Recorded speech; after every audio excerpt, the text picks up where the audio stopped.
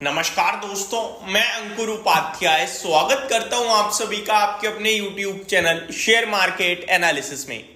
वैसे तो ये दिन की पहली वीडियो है, लेकिन टॉपिक मेरा कंटिन्यू ये तीसरा है जो कंटिन्यू सेम वीडियो बना रहा हूं मैं। कल रात भी मैंने 2 वीडियो कंटिन्यू इसी पे बनाई और अभी एक बार फिर मॉर्निंग की शुरुआत इसी से कर रहे हैं। देखिए, शुरुआत करना इससे बहुत जरूरी है, इसलिए क्योंकि अमेरिका का बाजार अभी बंद हो चुका है। तब ओपन था, जो चीजें दिख रही थी वो आपके साथ डिस्कस करी। डेटा हालांकि सेम ही रहेगा, डेटा में कोई बदलाव नहीं है, लेकिन व्यू जो है ना, व्यू समझना बहुत जरूरी है। आगे को लेकर वो क्रिस्टल क्लियर है। जिस चीज को लेकर अमेरिका एक हैवी फॉल दिखा रहा है ना, वो फॉल मेरे हिसाब से अगर आप नोटिस करो तो विदाउट रीजन है। एक समय पे अमेरिका और पूरी दुनिया यही चाहती थी कि अमेरिका जल्दी से जल्दी रेट कट करे, और अब जब चीजें क्लियर हो गई कि रेट कट होने ही वाला है, तो अमेरिका का बाजार शार्प करेक्शन दिखा रहा है। केवल इसलिए कि जॉब्स डेटा काफी खराब आया है, अनएम्प्लॉयमेंट बढ़ गया है। इसकी वजह से अमेरिका के बाजार में एक बड़ी गिरावट देखी आप सभी ने।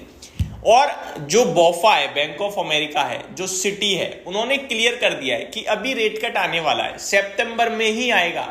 बल्कि कुछ बड़े ब्रोकरेज हाउसेस तो ये कह रहे हैं कि इस साल आपके लिए 125 बेसिस पॉइंट तक का रेट कट आ सकता है।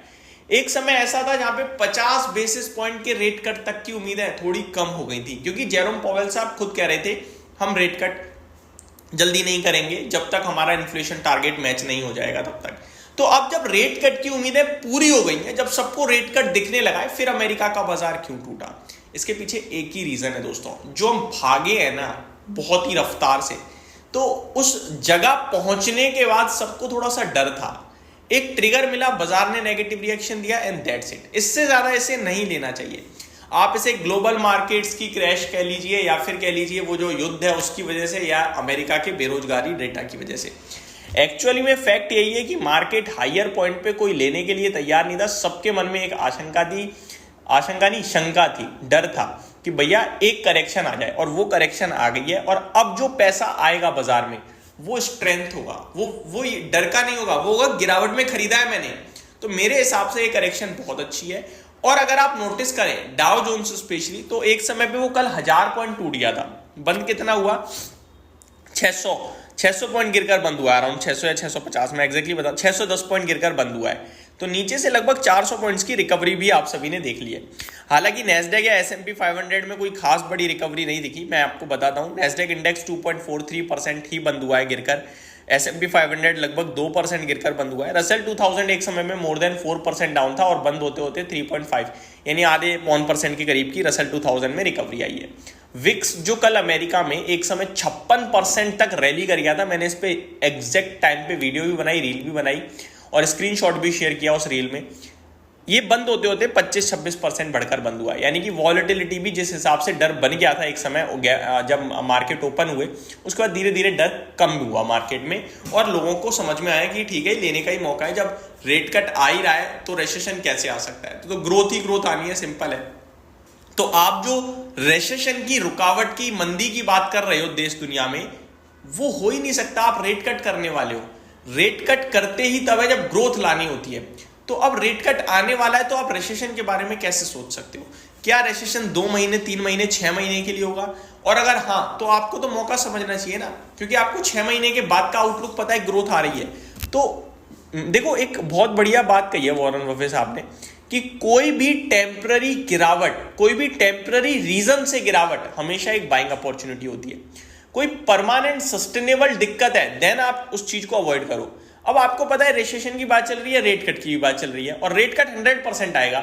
तो रेट कट आते ही तो ग्रोथ नहीं आ जाएगी, 3 महीने लग जाएंगे। तो यहां से 2-3 महीने में रेट कट, सितंबर में उसके 3 महीने में ग्रोथ शुरू हो जाएगी। तो 6 महीने का मैक्सिमम पीरियड रह गया। कोई भी वॉर होती है, लाइफ लॉन्ग तो चलती नहीं है। वॉर के चलते कभी भी बाजार कितनी बार क्रैश हुआ है? वॉर के चलते बहुत बार हुआ है, लेकिन कितना? क्या वापस नहीं बढ़ा? तो ये सिंपल है। ये जो टेम्पररी चीजें होती है ना, इनको हमें समझना चाहिए। कोविड के दौरान बाजार क्रैश हुआ था, वो एक ऐसी महामारी थी जो देश दुनिया में पहली बार देखी गई। उसको लेकर भी बाजारों ने कितने समय तक रिएक्ट किया? ज्यादा से ज्यादा 6 महीने, 9 महीने, वापस से रिकवरी आना शुरू हुई। तो जो भी चीजें होती है टेम्पररी होती है, परमानेंट कुछ भी नहीं होता। परमानेंट अगर होती है तो कंपनियों में होती है कि भैया उस मैनेजमेंट ने पूरी तरीके से इस्तीफा दे दिया, उन्होंने कंपनी को बनाया था, तो वो एक टेम्पररी नहीं परमानेंट हो गई।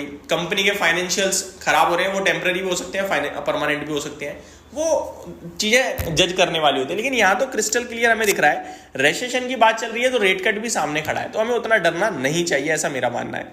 तो आपको अपॉर्चुनिटी तलाशनी चाहिए। और सबसे अच्छी बात यह है कि गिफ्ट निफ्टी केवल 90 पॉइंट नीचे दिख रहा है, 24,650 के करीब। मेरे हिसाब से 24,400 एक बहुत स्ट्रॉन्ग सपोर्ट आ जाएगा। वो ब्रेक होगा तो भी ऐसा नहीं है कि हम लोग खत्म हो जाएंगे। 23,000 23,800 पे वापस से सपोर्ट है। आपको अंकुर भाई इतनी गिरावट, देखो 24,400 का मतलब है ऊपर से 600 पॉइंट नीचे। 600 पॉइंट का मतलब होता है 3%, तो 3% भी नहीं होता, इनफैक्ट 2.5%। तो आप लाइफ हाई से 2.5% नीचे नहीं देख सकते बाजार को, बताओ तो फिर कैसे काम करोगे लाइफ लॉन्ग मार्केट में। अगर 23,000 भी आ जाएगा तो 8% डाउनवर्ड लाइफ हाई से। अरे 10% की गुंजाइश तो हमेशा रहती है बाजार में, यही तो शेयर बाजार है, तभी तो इसका नाम शेयर बाजार है। ये अनिश्चितताओं का खेल है, तो वो सारी चीजें आपको थोड़ा सा समझनी होंगी। Thank you so much for watching this video. Have a great day guys.